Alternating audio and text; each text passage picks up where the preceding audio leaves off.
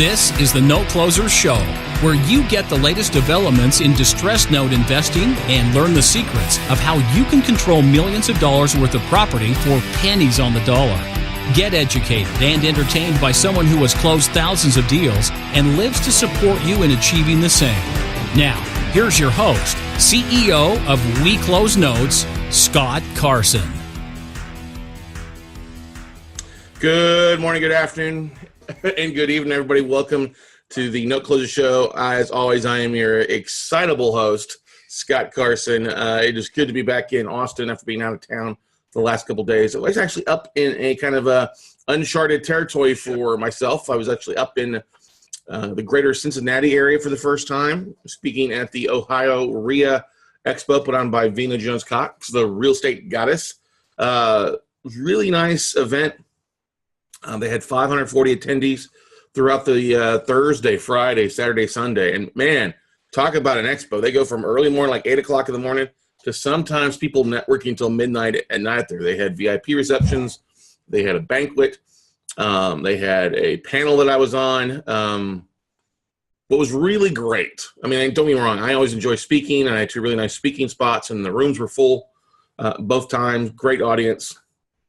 It's always nice to run into your peers. And by peers, I mean fellow speakers, people that I admire and get to hang out with them. And it was really nice getting some nice compliments. It turns out with what we've been doing the last year, we actually have a lot of envious people who love the fact that we no longer have our road warriors for the most part. And yes, don't get me wrong, I still travel quite a bit, but it's really nice when you work on something, you go against the grain, and it works out, and then the people that you respect you for what you're doing as far as, you know, doing all the online stuff that we do and all our marketing. Sometimes I think we get a little over carried away with it a little bit, but then people are like, no, you guys are rocking, kicking butt, and taking names, and that's always a really good thing. I ran into my buddy John Burley out of the Phoenix area. For those that don't know who John is an amazing real estate investor and educator. He is the real estate investor behind Robert Kiyosaki's Rich Dad, Poor Dad.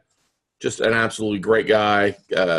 Really enjoyed visiting with him and hanging out and catching up. And we were planning on getting together sometime in the near future. Seeing our good buddy George Antone from finance and the Wealth Code and the Bankers Code. It was great hanging with George. Just a great guy, and love bouncing ideas off him. Merrill Chandler from Credit Sense. Alan Calgula, I hadn't seen in a couple of years. Great educator on raising private capital. He's going to be on our next Note Camp 5.0 as well. Damon Ramey from REI Black Book, the Real Estate Dingo from Dayton. Just a really great group of people and speakers and vendors there. Of course, got to hang out with the Quest guys, Keaton and Derek Long as well.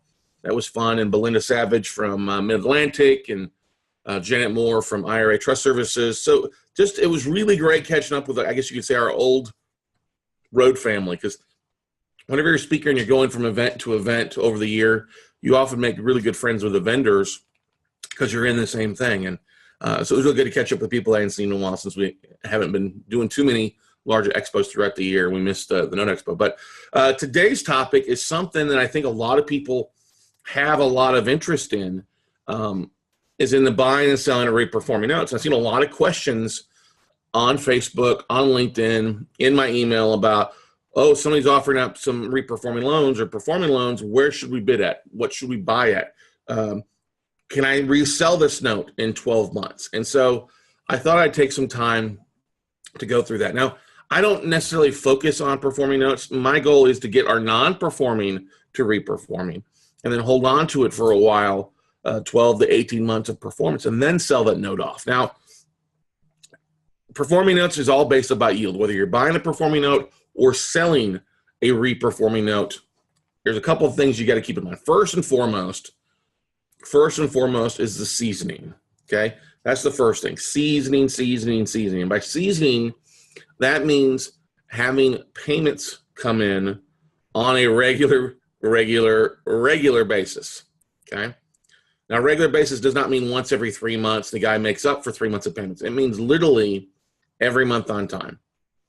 And I guess you could say 1B is that they're not coming directly to you. They are going to a licensed servicer. I literally cannot tell you how many people I talk to who have a performing, or they own or financed a property and they're collecting payments, but it's going directly to them. There's no third-party servicer, even if it's FCI or whoever it is.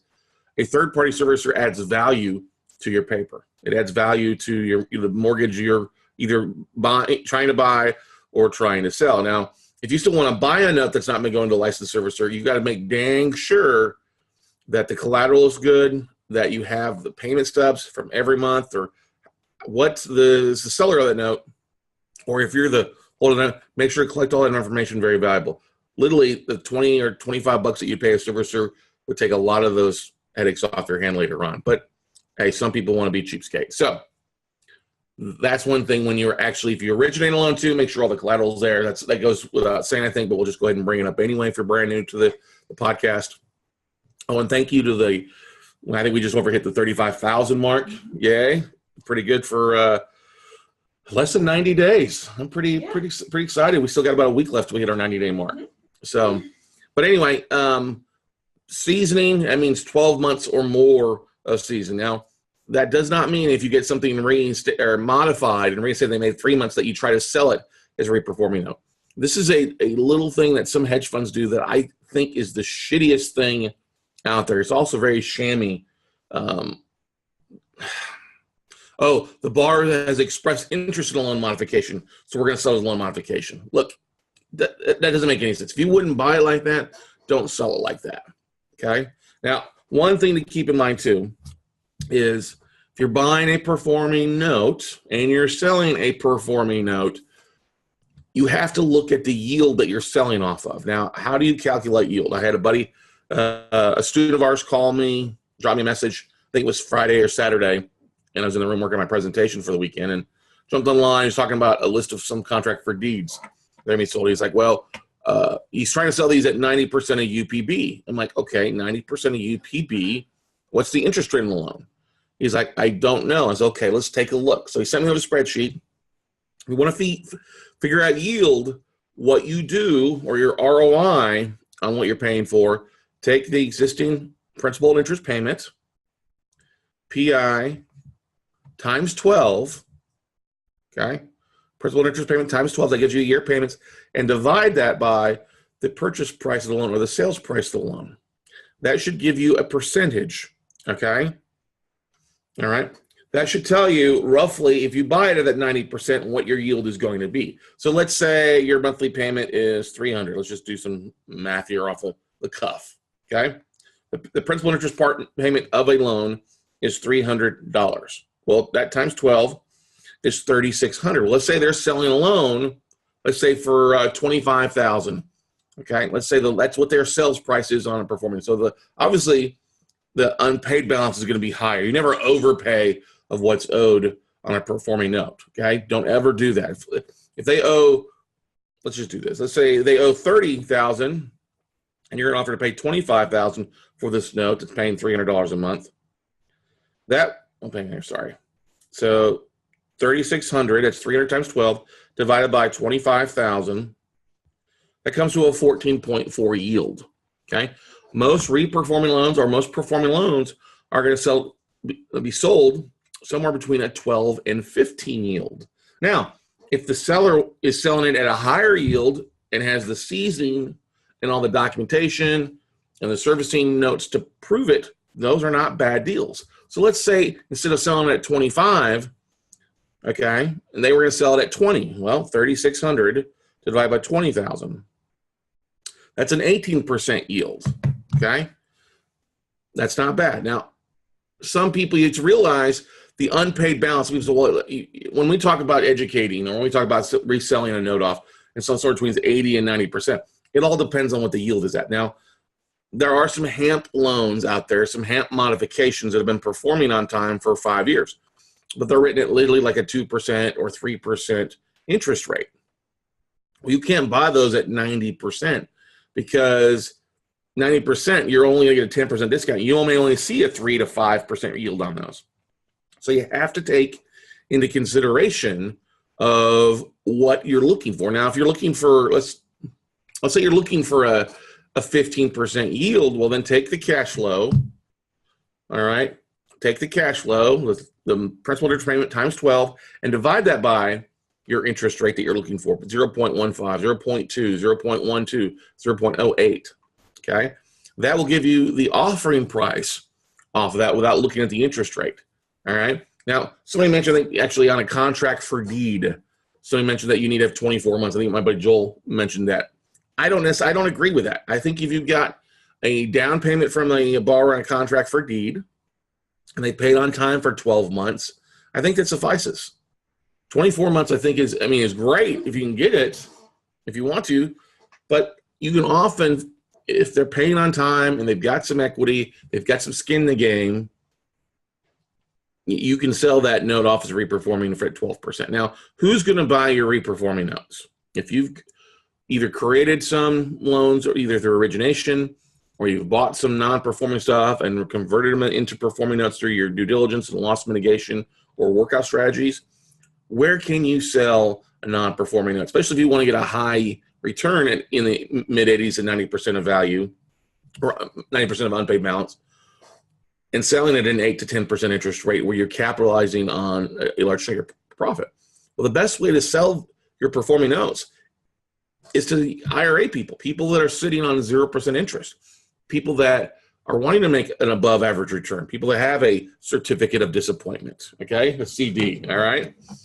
And how do you meet those people? You go out and network. Say, hey, I've got some performing notes I'm looking to sell.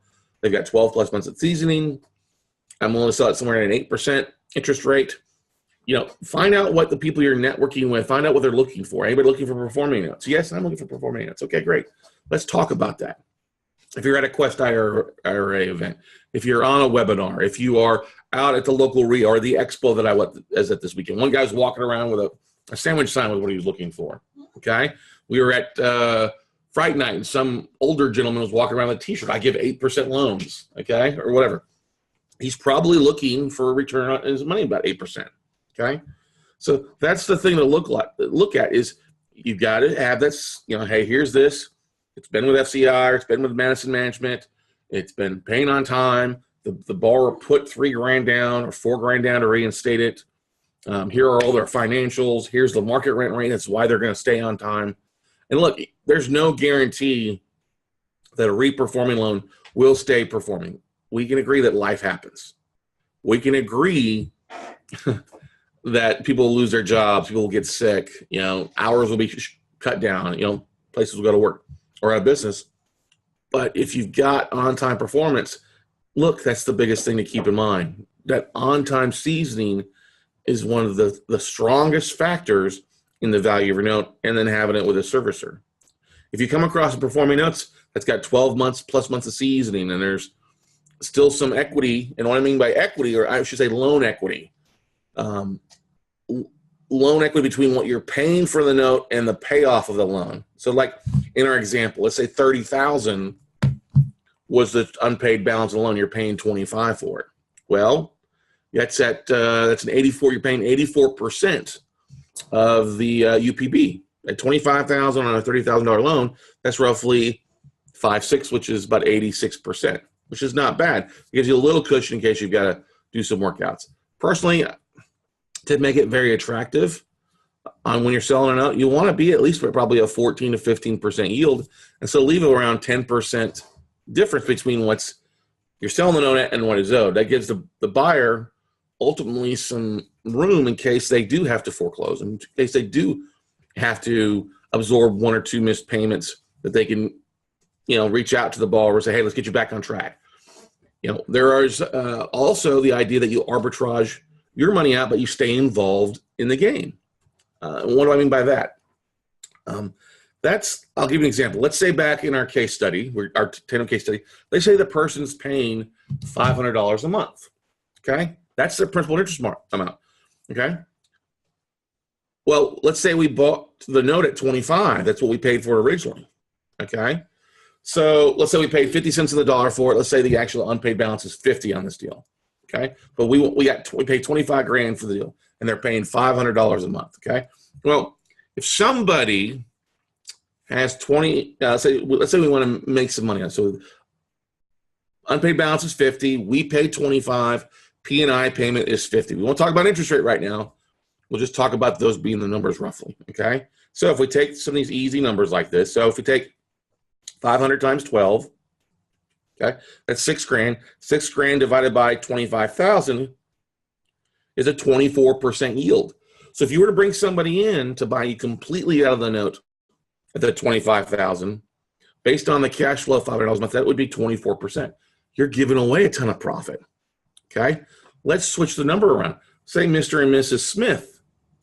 I know you got money sitting in an IRA. Let's say they got 35,000 sitting in their IRA. Okay, and they want to make what kind of return would Mr. and Mrs. Smith make if their money's making them nothing? Anybody want to throw out a number?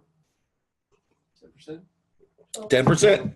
We'll start with 10 and work our way up. Okay, so 35,000, and they want to make 10% in a year. That times 0.1. That means we would need to pay them $3,500 in a year, right? Well, if we divide that by 12, that means we need to pay them $292. Okay. Well, how much is our loan paying? Loan is paying $500, right? Okay. So now what you do is, okay, I'll pay you your 10% on 35,000. You get them to bring in the 35 to you. How much money did you just make right there? Remember, you paid 25 for the note. So they bring in their 35, you cash out your 25 and put how much more into your pocket? 10 grand, exactly. And you've only got to pay them $292 a month to help them justify their 10% return in 35. How much is the loan paying though? $500. Okay. So you're still netting $208 in monthly cash flow to stay involved in this deal. Not bad, right? Jennifer's over there in the corner. All right. So let's say you had somebody else. Let's bump it up a little bit. Let's say somebody had 40 grand. All right. 40 grand and I want to make 10% of my money. That means you got to pay them $4 grand a year in interest. Divide that by 12 months. That's $333 a month. Okay. So let's talk about that. You find somebody, some buyer note, who's got 40 grand, wants to make 8%. How much money did you make when you sell them the note at 40? 40 minus 25 is 15 grand. Okay. 15 grand in your pocket plus another $167 a month in cash flow. Now, what we're not counting is if you bought it at 25 and it takes a year of seasoning, we're not counting that year of payments. I mean, that's nice. That's extra that we talk about. We can talk about it in less extra. So you're now getting $500 a month times 12. That's $6 grand in cash flow if you got to reperform relatively fast. So bought 25, sold at 40, that's 15, right? Plus the $6 grand you got on that first year, that's 21,000. 21,000 plus $167 a month. That's another $2,000 a month in cash flow you're making off that deal to stay involved in the deal with your IRA investor. Okay. Now would be a good time if you guys have questions about the scenarios to go ahead and ask those questions. What questions do you guys have regarding this? I know we went through math on a Monday. Math Monday is what we should exactly. That's a good idea there, Greg. Math Monday. We're going to blow your mind. If you don't have the coffee or Red Bull kick in, have any questions for people? No. George Crocker says, glad that guy with the sandwich board did not have it reading "Eat Me."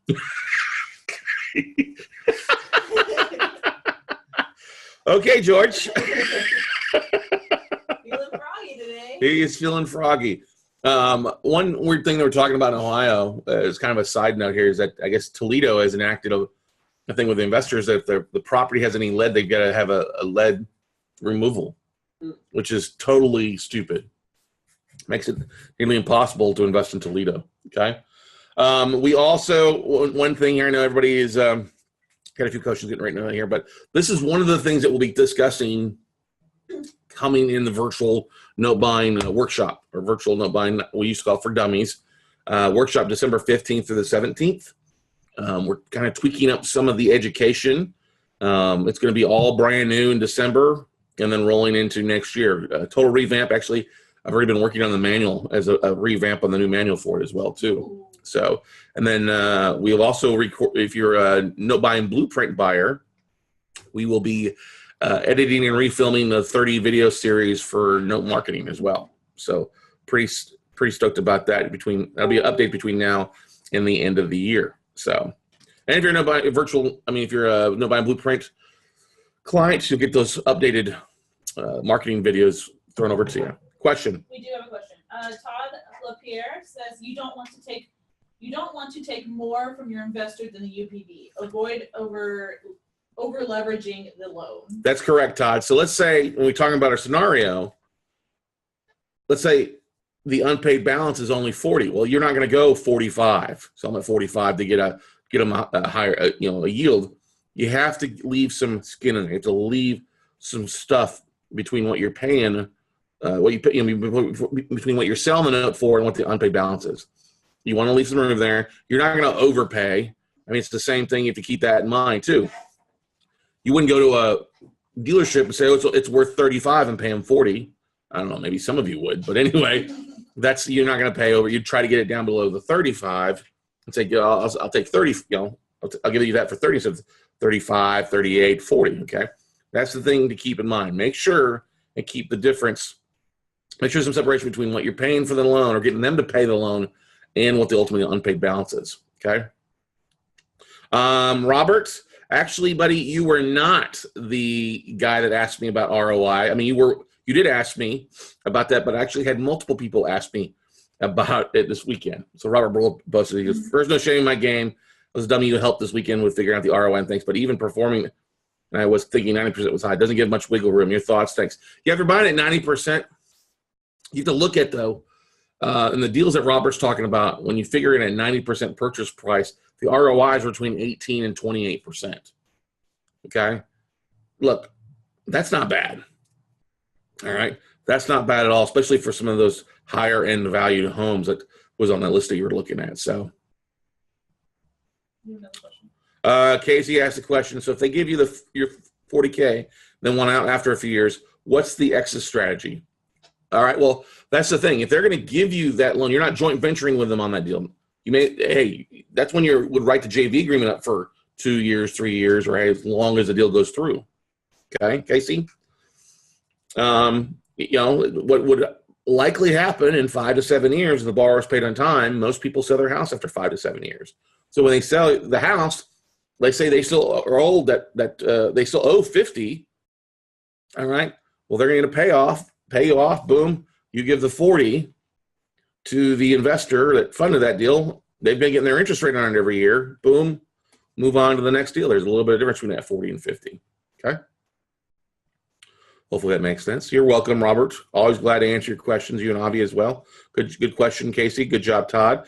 Look, performing notes are great. We have a lot of people that are diving into performing notes. You just got to be careful that you don't swallow the Kool-Aid that some of the hedge funds tell you, oh, it's a performing note. You always have to double check the payment streams. If they say 12 months of seasoning, I want to see 12 months of payments coming in on a regular basis. I don't want to see 3 months or 6 months, okay? The only time I would even look at a 6 month or a performing note at 6 months or really less than 12 months if the borrower put down a substantial amount of money to reinstate. And by substantial, I'm not talking 4 months. I'm talking about a large chunk of change, not 4 months, much greater than $5,000, 10 grand, 20 grand. Okay. Julianne asked a question here. When figuring out bids, if someone is just over 90 days late but not in charge off, well, that's a non-performing note at that point. Okay. So one thing to look at when you are getting tapes in from banks, banks will send you notes that are 30 days, 60 days, 90-day late. Okay. And one thing you have to keep in mind is there is a gradual deduction. So if I'll give you this example. If a borrower is 90 or 30 days late, that loan is worth about 95 cents on the dollar of the unpaid balance. Okay. If they're 60 days late, it's worth about 85 cents on the dollar. If they're 90 days late, it's worth roughly 70 to 75 cents on the dollar. Now, I don't like to waste my time looking at loans that are less than 6 months in default. Remember, I'm buying non-performing first. I want it to be truly non-performing.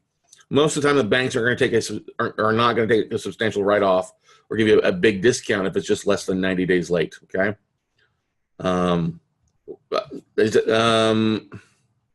Julianne asked, what percent would you bid would be good? Well, like I just said, you probably didn't listen to this when you asked it, so it's okay. Like I said, most of the value that is for every month they're late, the first 90 to 120 days, they're only going to take 5 to 10% off the true balance. Okay, I would not waste my time with those, Julianne. I would wait till I see something that's at least a year in default. Okay, that's the most important thing. Is if they want still 90, 95 cents a dollar and the loan's running at 6% or 7%, that doesn't really make sense for you. You're only seeing a 5% discount off of that. Your money you're going to put into that may only get you a 6.4% yield. That's not really good return unless you're making nothing. Okay, so keep that in mind. If it's 90 days late or less than 90 days late, I would literally just remove it from your spreadsheet. If you're getting a spreadsheet, this is 30 days, 60 days, 90 days, 120 days, I would literally just get anything less than probably a year, just go ahead and remove it. Because the bank's not going to be bleeding enough on those assets yet to really want to give you a substantial write-down. That's not saying they won't. And there are always those examples where they will give you some discounts and that stuff. Okay, but for the most part, unless they're really motivated to get rid of those notes, they're not going to give you a substantial discount. It's not worth beating your head back and forth against the wall there, because a lot of times those loans that are 30 days late or the borrower's 31 or 40 days late to makes it up, it's something called a scratch and dent loan. All right, if you're reaching out to banks, you may hear that scratch and dent. And scratch and dent means just somebody's consistently 30 days late, but they make it up. Okay, or they go 60 days late and then make it up with a payment that gets them caught up. That's fine. Or there's other deficiencies in the loan file. And what I mean by deficiencies in the loan file means that there is either assignment missing or something didn't get signed or there's a disclosure that didn't make it to the file folder. Or in some situations, the borrower's FICO has changed between the time that they closed and before the mortgage banker sold the loan off to the parent company. It was on a warehouse line. So that, I'll give you an example. It's because oftentimes banks will run your credit right before closing, make sure you haven't gone out and gone to Rooms to Go and filled out the whole house full of furnishings, all right? And gotten a $60,000 line of credit, which if they do that, that's going to affect your credit. Because banks will fund, but you want you to be at a specific FICO score. So if they want you to be at, say, a 700 FICO, and the mortgage banker that has the warehouse line is making the loan on behalf of a bigger bank, they fund that with their warehouse line. Well, the deal is to sell that loan off in the first 30 days to the parent bank, the bigger bank. Okay. Well, if you've gone out and run up your credit and your credit scores have dropped below the 700 FICO score that the bank is looking for, well, this bank, the bigger parent bank, isn't going to buy that loan anymore. They're like, no, we're not going to buy it. It doesn't meet our It doesn't meet our underwriting qualifications. So then this bank that made the loan on their warehouse line or their line of credit, now they got to start shopping that loan out to somewhere else. That's where they will maybe start taking a discount, drop it a couple percentage points, maybe sell it at 8% yield because it's still a good loan. All right, the borrower's still a decent borrower. They're still, a lot of times haven't made their first payment yet. But it's the FICO score is now 680. So they got to find somebody that's looking for that loan, that LTV, that will accept it at a 680 FICO versus a 700 FICO. Okay. Hopefully that makes sense. Look, performing notes can be a great investment. So if you're looking passively, don't want to do a lot of work, hey, 12, 15, 18% can be really phenomenal for people, especially if you're using your own funds. Now, if you're using other people's money and you're trying to split a 12% return, you better hope your investor is happy with 6%. That's doing a lot of work for not a lot of return. Personally, that's why I like non-performing, because we can buy notes, get them reperforming, but the fact that they're non-performing to begin with allows us to get a much bigger discount versus it just being 30, 60, or 90 days late. Okay? Questions, comments? I'm excited this week. This has been like a very busy travel month for us since Note Camp. I will be out in San Diego at the at the Laughlin Associates. What's the name of their thing? Grow in 2017. Well, that's the website is Grow in 2017. It is Magnify Your Wealth. That's right. Magnify Your Wealth Summit this Friday, Saturday, Sunday with my good buddy Aaron Young, Megan Cole, Brad Bouchane. Oh, man, we got some great heavy hitters there. Kevin Day, who's an amazing asset protection attorney. I look forward to spending some time with him and picking his brain some things. We're implementing a few things here too that we're pretty excited about doing. So that will be fun. I think they got over 150 people going to be attending there in San Diego for 3 days. So that looks like fun, and realizing that Thanksgiving is just almost a week and a half away. Crazy. December is almost done. So we'll be coming back.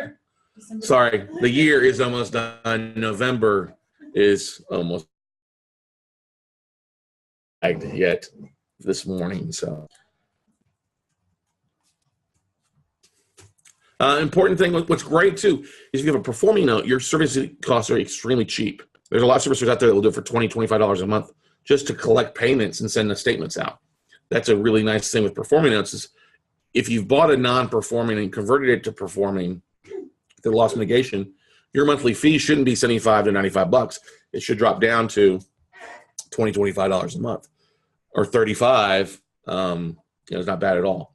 That makes it extremely cheap for you. Okay. One thing, if you're using other people's money in your arbitrage, say someone wants 8% return or 10% return, and you've got something that's paying you 20% return, that's great. Arbitrage it, but make sure that if you miss a payment, you're taking care of your investors' money on that. If it's a true split on the performing side, the last thing you want to do is have somebody invested in a performing note that you're supposed to be managing and not managing it. Okay, and that's not a good thing to be doing. Okay.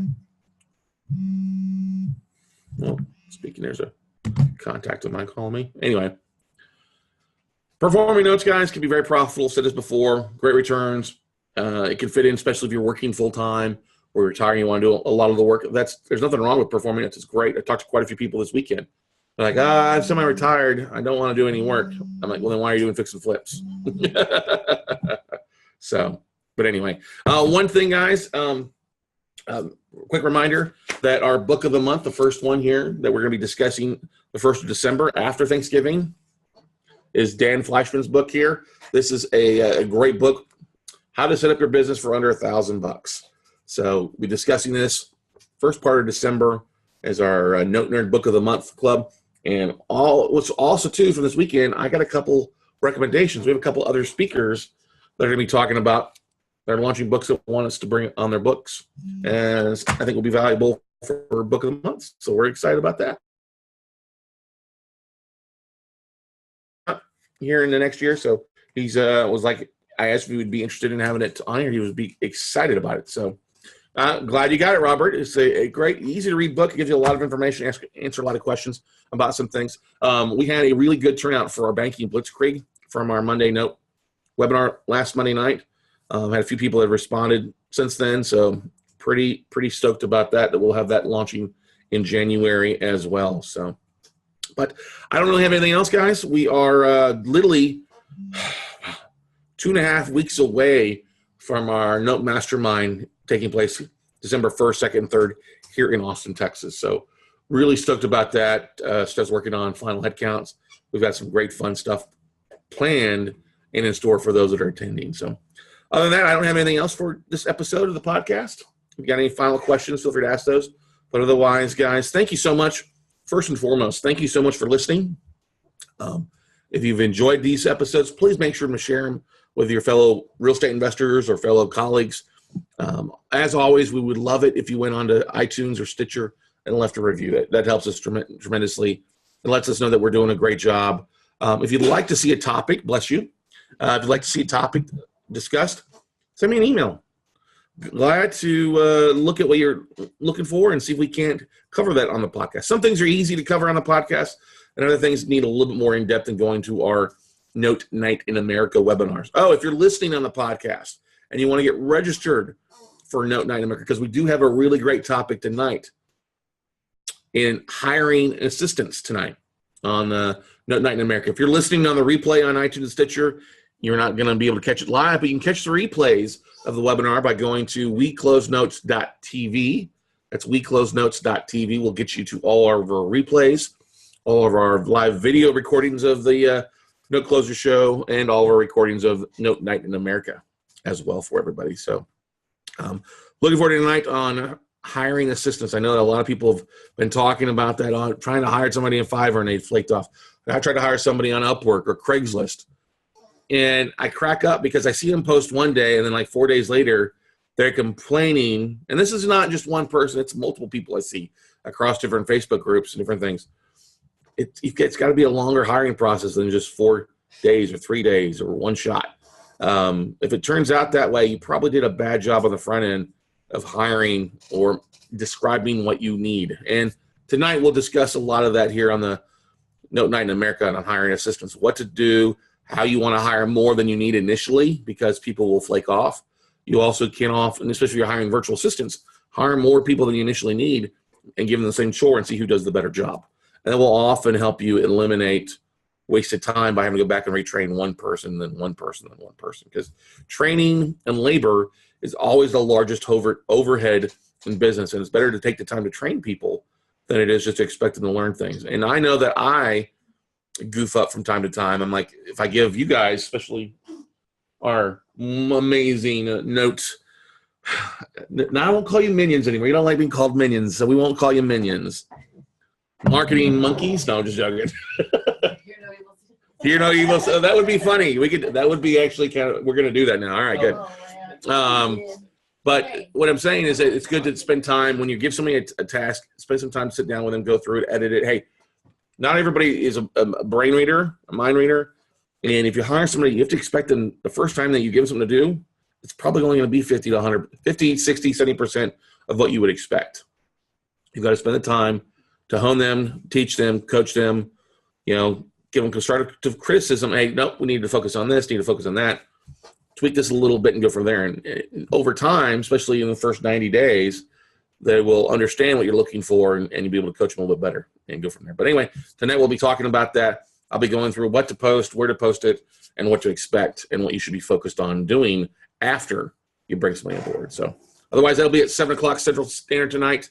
You want to get registered for that or get registered for any of our Monday Note webinars. All you've got to do is text the word NIGHT, N-I-G-H-T, to the phone number 72000 72000. And that's good for everybody. If you're listening on the podcast here on Stitcher, iTunes, you can always register for any of our webinars by going to 72000 and texting the word NIGHT, N-I-G-H-T, uppercase, lowercase, it doesn't matter. It's not case sensitive. And you'll get a link directly to your cell phone to register for all of our Monday night webinars. So other than that, guys, go out, have a great Monday. Go make something happen. And we look forward to seeing you all at the top, everybody.